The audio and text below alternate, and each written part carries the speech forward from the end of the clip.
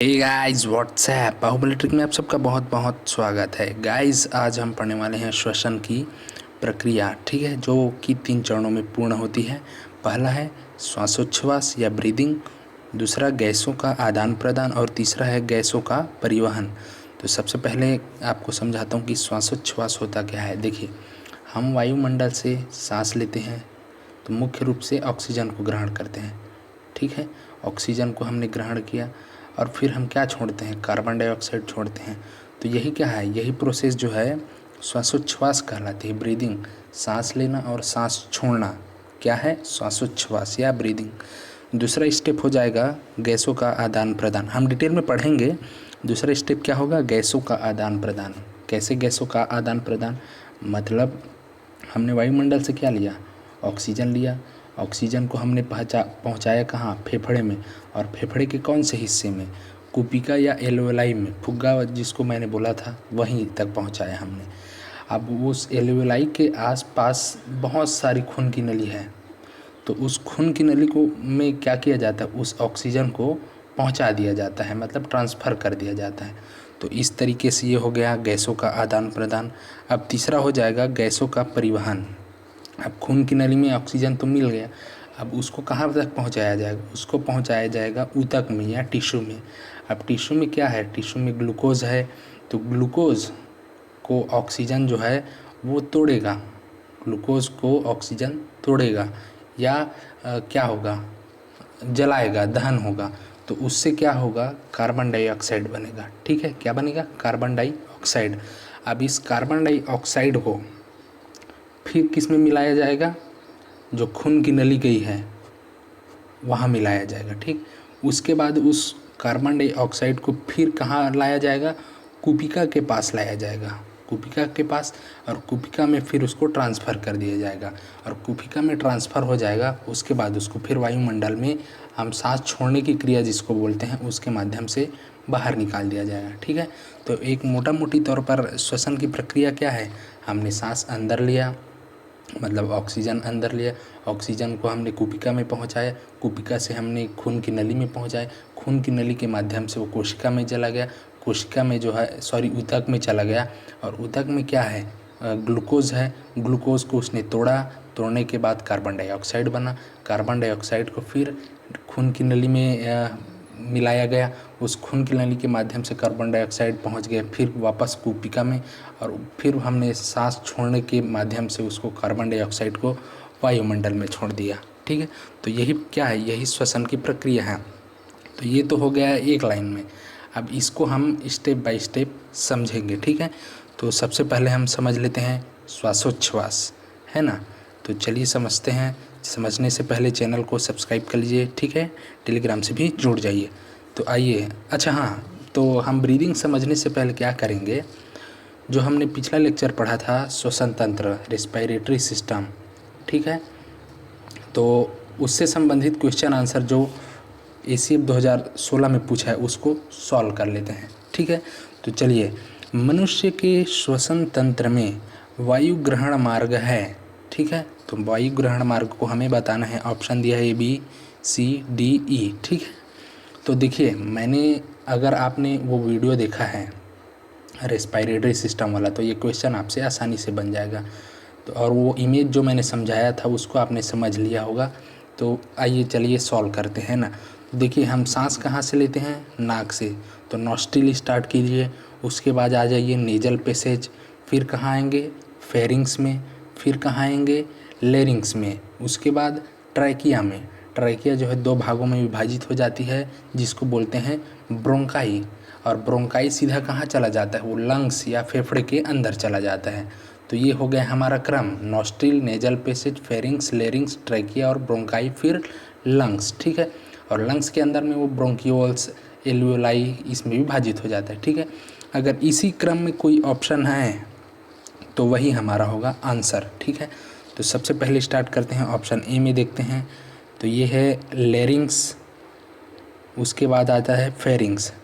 तो इसी में देखिए गलत हो गया, ऑप्शन ए तो नहीं हो सकता, क्योंकि फेरिंग्स के बाद लेरिंग्स आता है ना, लेरिंग्स के बाद फेरिंग्स नहीं आता, तो बाकी पढ़ने की ज़रूरत ही नहीं है।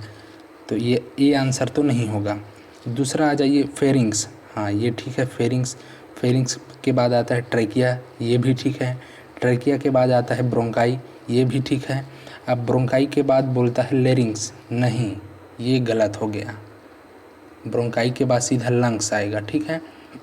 और लेरिंग्स आता है ट्रेकिया के पहले और फेरिंग्स के बाद, ठीक है। तो ये ऑप्शन भी गलत हो गया। फिर आते हैं तीसरे ऑप्शन में। तीसरा ऑप्शन क्या है, माउथ, चलो ये सही है। उसके बाद नाक, माउथ और नाक, मुख और नाक, चलिए इसको भी सही मान लेते हैं। उसके बाद आता है लेरिंग्स, ये भी सही है। फिर आ जाता है लंग्स, नहीं लंग्स के बाद ब्रोंकाई दिया है, गलत। ब्रोंकाई के बाद लंग्स आता है क्योंकि ब्रोंकाई ही जो है वो लंग्स के अंदर प्रवेश करता है, तो ये क्रम भी नहीं होगा, ठीक है। अब देखते हैं चौथा ऑप्शन। तो चौथा ऑप्शन में क्या है, फेरिंग्स दिया है, चलो ठीक है। उसके बाद ट्रैकिया, हाँ फेरिंग्स के बाद आता है ट्रैकिया। उसके बाद आता है ब्रोंकाई, बिल्कुल आता है। ट्रैकिया दो भागों में विभाजित हो जाता है ब्रोंकाई। उसके बाद आता है लंग्स, हाँ बिल्कुल सही है, ब्रोंकाई जो है लंग्स के अंदर जाता है। तो इस तरीके से ये सीक्वेंस जो है मैच हो रहा है, तो हमारा आंसर क्या होगा, ऑप्शन डी, ठीक है। तो हाँ गाइज, आज की वीडियो में हम क्या पढ़ने वाले हैं, आज की वीडियो में हम पढ़ने वाले हैं ब्रीदिंग के बारे में, है ना। तो ब्रीदिंग या जिसको बोलते हैं श्वासोच्छ्वास, है ना। तो इसको सबसे पहले इमेज के माध्यम से समझिए, जैसा कि हमारा ये पढ़ाने का तरीका है कि हम सबसे पहले इमेज को बताते हैं, उसके बाद थ्योरी में डिटेल में घुसते हैं, है ना। तो देखिए वायुमंडल से हमने क्या किया, सांस को अंदर लिया,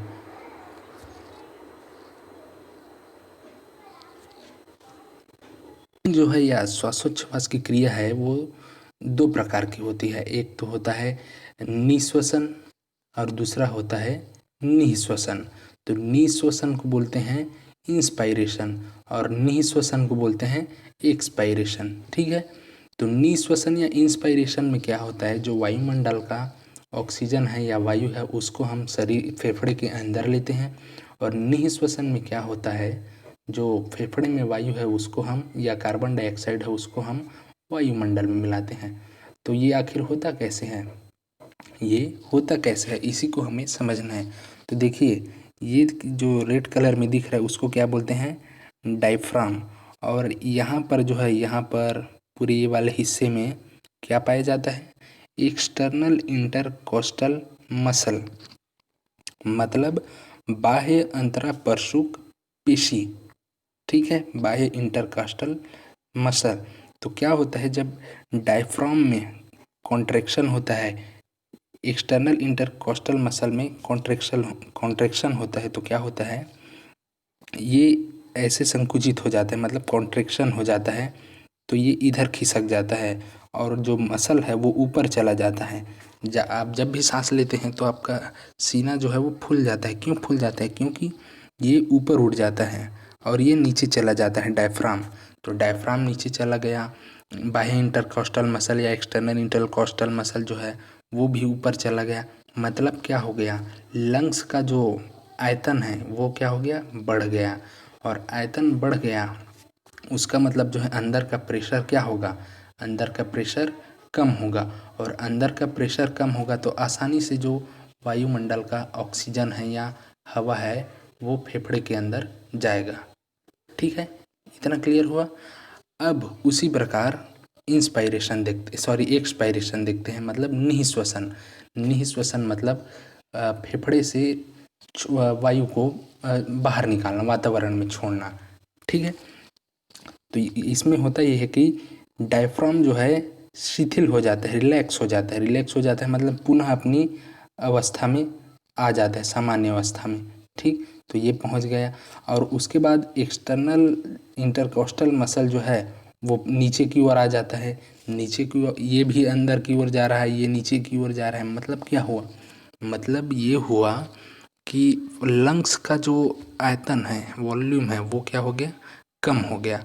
कम होगा मतलब दाब बढ़ गया, और दाब बढ़ गया मतलब क्या, वो कार्बन डाइऑक्साइड को या फेफड़े की वायु को सीधा पहुंचा देगा वायुमंडल में, ठीक है। श्वसन या निःश्वसन की क्रिया पूर्ण होती है।